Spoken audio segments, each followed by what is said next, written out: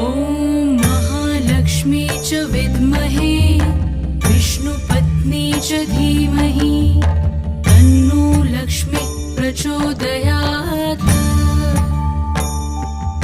ॐ महालक्ष्मी च विद्महे विष्णुपत्नी च धीमहि तन्नो लक्ष्मी प्रचोदयात्।